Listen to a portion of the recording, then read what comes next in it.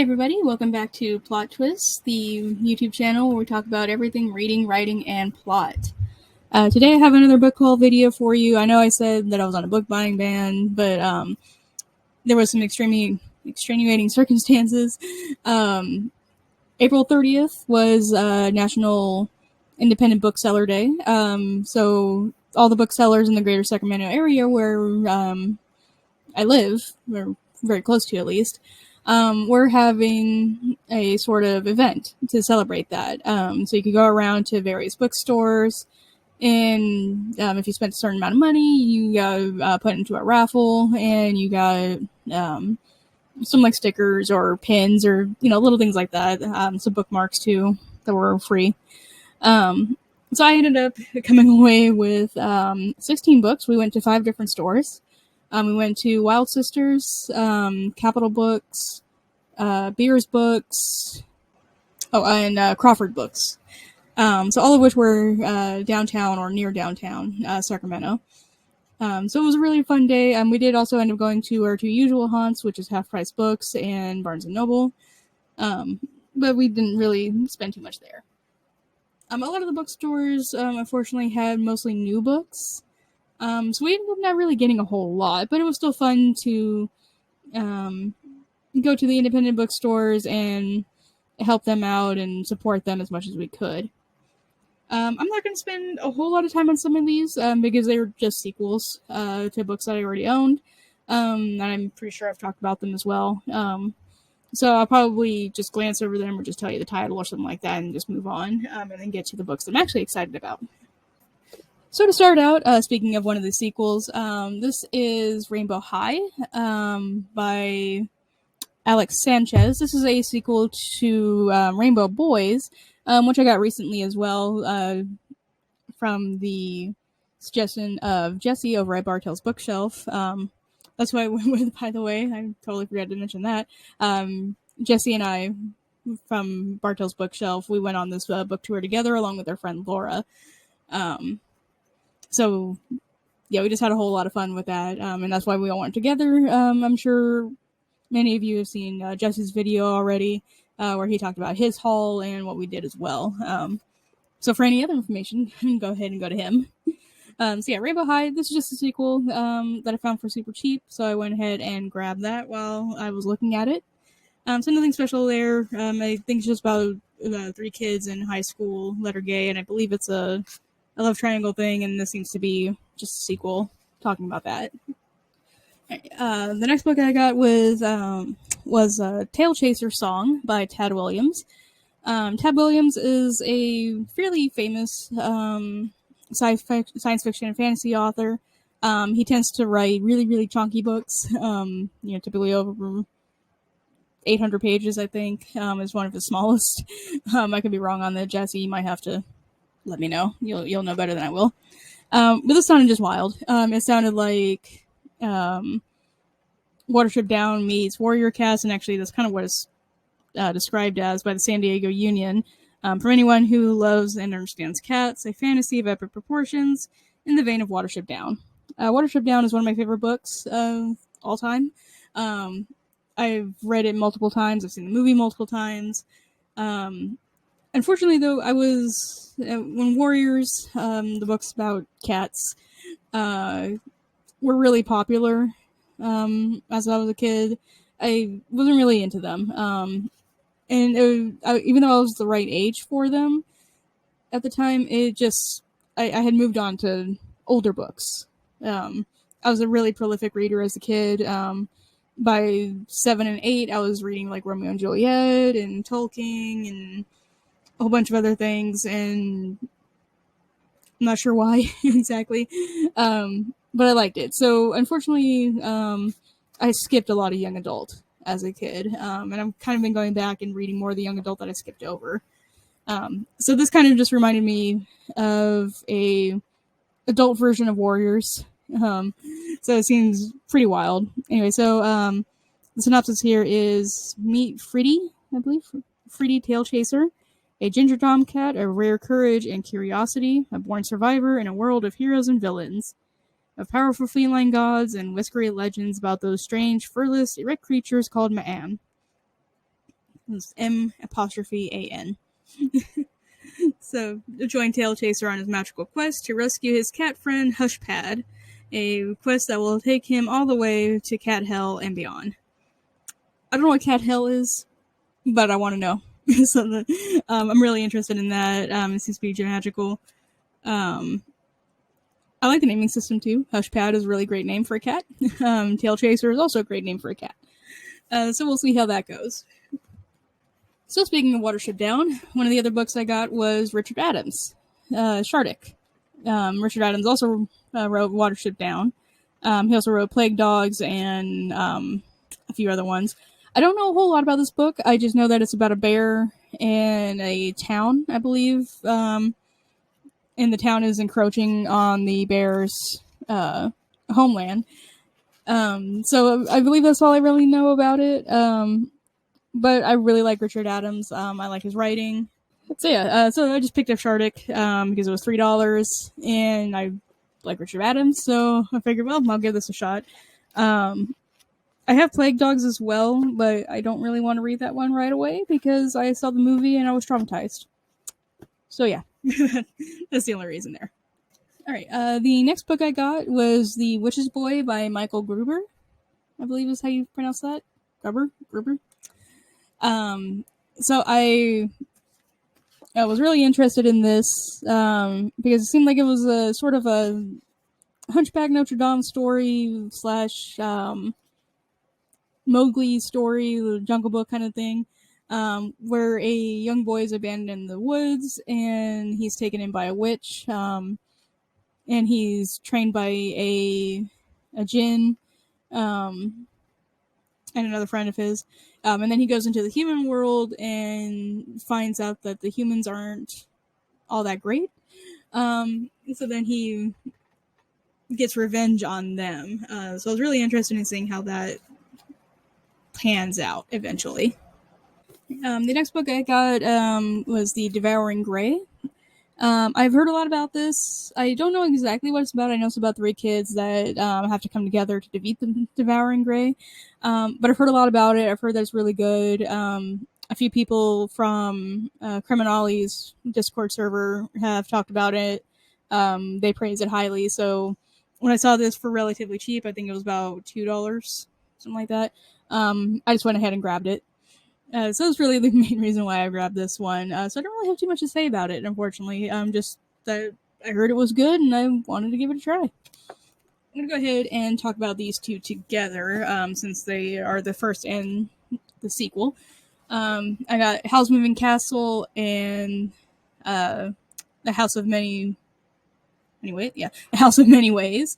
So if anybody has seen the movie The Howl's Moving Castle by Miyazaki, it was originally a book, and this is the book by Diane Winnie Jones, I believe is her name. Roughly the same as far as I know in terms of the movie, but there are some major differences. I think really it's mostly just Sophie, Howl, and the Witch of the Waste that are the primary focus, but I don't really know because I never actually read the book. I've seen the movie a billion times. I decided that I wanted to check out the book, and it had a sequel along with it. Those that are actually turned into a movie because Miyazaki does not do sequels. But that said, I saw both of them there, and they were both really, really cheap, so I just decided, well, I need both of them. You might as well get both since they were cheap, and it was a fun day. So that's why I ended up getting these two. Alright, so the next one I got is really interesting. I'm not usually a fan of love triangles, but this one caught my eye just because of the circumstances surrounding the love triangle. So this is Yesterday's History by Kosoko Jackson, I believe is how you say that name.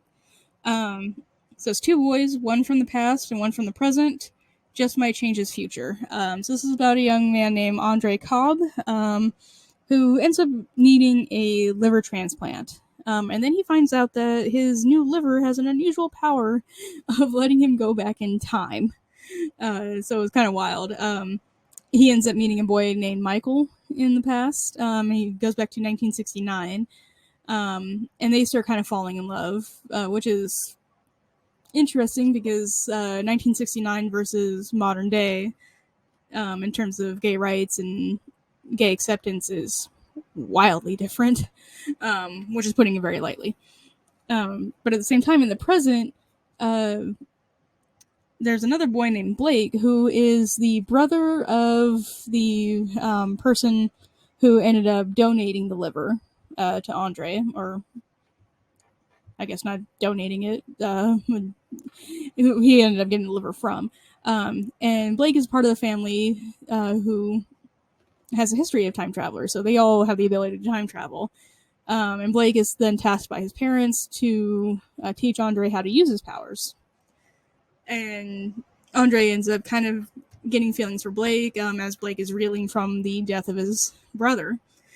So it's kind of interesting. I'm not entirely sure how that's going to go, but it sounds like it's going to break my heart, and that's the main reason I picked it up. I will pick up anything that'll break my heart, really.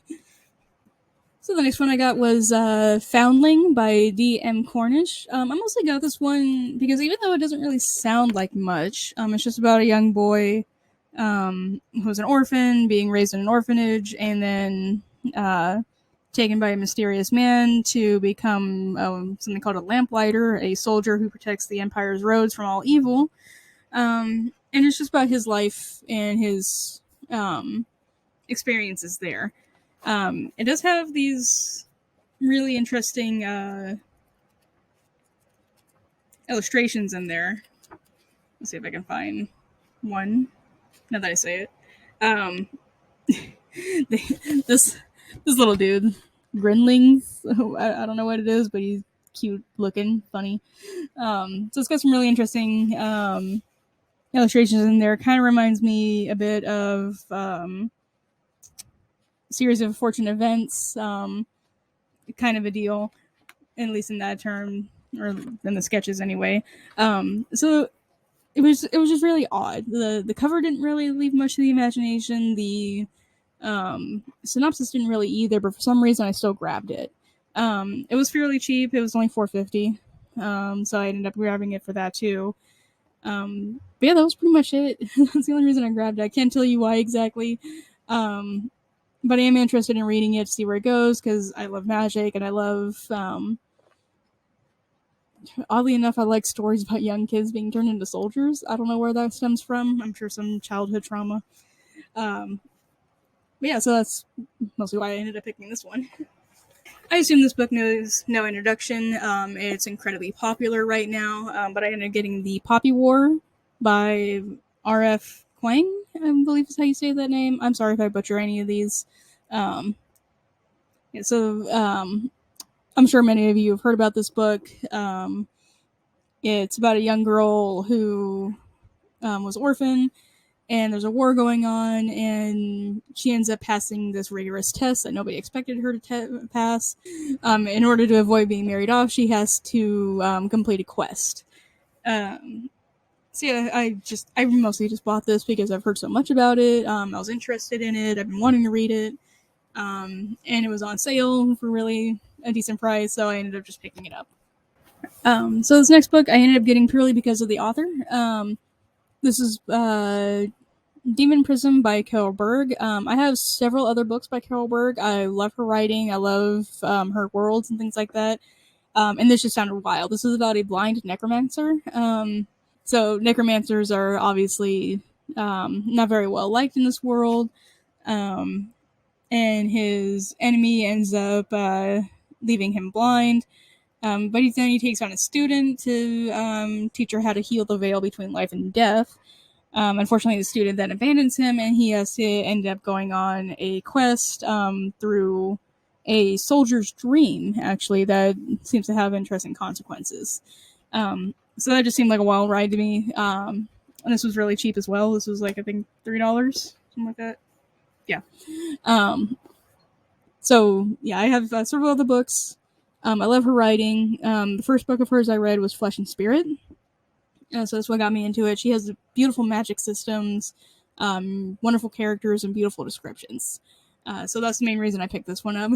I just saw the name and I was like, okay, yeah, sure, I'll grab that one. This is also a very popular book right now. This is House of Hollow by Crystal Sutherland. This one is a horror novel. This is about, I believe, three sisters. Yeah, Iris Hollow and her two older sisters. When they were very young, they disappeared for a month, exactly a month, actually. When they returned, they were changed. They just weren't the same little girls that they had been when they left. And the sisters have no memory of what happened to them during that month. So they've grown up, though. They've kind of gotten past it, except one of the sisters ends up going missing again as they're older. So then the other two try and figure out what happened and try and piece together the past. And of course, a lot of creepy stuff happens. So I was really interested in this one, and just overall, I had never actually really heard of it. I'd seen it before, but what ended up making me buy it was the very enthusiastic worker at Barnes and Noble. He was very excited about it because I had actually picked up this book, which was The Troop by Nick Cutter. And so he said, okay, well, if you like horror, you're going to like House of Hollow. So I was like, okay, well, sure, why not? And then made the other one super cheap. So I said, okay, yeah, I'll just grab both then. All right, so to move on, The Troop by Nick Cutter. I picked this one up. I've been wanting to read it for a while. Jesse has a copy of it, actually. So we might end up buddy reading this one together. But this seems like it's kind of Lord of the Flies meets zombie apocalypse sort of situation. I never really cared for Lord of the Flies. It wasn't a terrible book, but it was just really dry. It took so long to get to the point. And then the ending was just kind of lackluster. So that's my main reason for disliking Lord of the Flies. But I love the concept. So the concept was great. And this takes that concept and makes it creepier. And a little bit more adult, I would say, as well. So this is about a scoutmaster and the troop of boys that he leads into the Canadian wilderness for a weekend, where they stumble upon an intruder who seems to be infected by something, and they have to survive not only in the wilderness but also this infection and each other. So I'm really interested in seeing how that goes. It sounds crazy and spooky, and that's why I ended up getting this. Like I said, I've been wanting this book for a while, and it was on sale, so I just went ahead and grabbed it. Right. I won't spend too long on these next two because they're just sequels to books that I already have. This is Thomas by Robin Jarvis. This is part of the Deptford Histories. This is book 3. I ended up getting book 1, The Alchemist's Cat, in Alaska when I went to visit my boyfriend's dad. And then I found book 2 a little bit later when I come home, or when I got home. And then I found this one today, April 30th. So that was kind of interesting. I don't know why these books seem to be falling in my lap, but I'm not going to argue it. So this was super cheap. This is only like $2. So I picked it up. I have not read the first 2 yet, but it seems like it's pretty much just Redwall with darker storylines, I'll say. Which is interesting because they're both young adult, but since they were clearly written by different people in different eras, it seems kind of interesting to see how they're going to compare. But they're both about mice. And as you know from like Watership Down and the Tad Williams book, I love anything to do with animals, doing crazy stuff. So yeah, that's the main reason I picked this one up. This one is the sequel to The Thousand Deaths of Ardor Ben. This is The Shattered Realm of Ardor Ben. God, I cannot say that name. This is by Tyler Whitesides? I'll go with Whitesides. So this is just a sequel to that book. That's why I picked this up. This was super cheap. In nearly perfect condition, too. So that was just really the whole reason I picked this one up. I have no real idea what the first one is about, other than it's about a liar and a thief, and I love any book that involves a liar and a thief being the hero of said book. And the last book I ended up getting was Dawn of Wonder, The Awakening, Book 1. I'm currently reading a book called The Coward, which is a book about a young man who had gone on a quest with a bunch of legendary heroes, he was 17 at the time, and he just kind of forced his way into the party. And they were off to destroy an ice lich up in the tundra. And unfortunately, the main character was the only one to come back alive. And he ended up having severe PTSD from this. So it was really interesting to see a fantasy book involving PTSD. That book, however, focuses mostly on his life afterward, whereas this one sounds like it's more along the similar context. So it's about a young boy who mistakenly joins an expedition or a quest in a sense, but this seems to be more about the actual events that he goes through, and this sounds really dark and wild, and I'm hoping it'll be just as bloody and ruthless, I suppose, as the Coward was. So yeah, that's the main reason I picked this one up. It just kind of reminded me of a book that I was already reading. So yeah, that was it. That was all the books I ended up getting on this book tour. Yeah, so let me know if you read any of these books, if you like any of them, if you want to hear more about them. Go ahead and leave a comment down below talking about your favorite plot points. Obviously, just be careful of spoilers and things like that. And yeah, let's just go ahead and talk about that. Don't forget to like, comment, and subscribe, do all that wonderful YouTube stuff. And thank you for watching, and keep reading.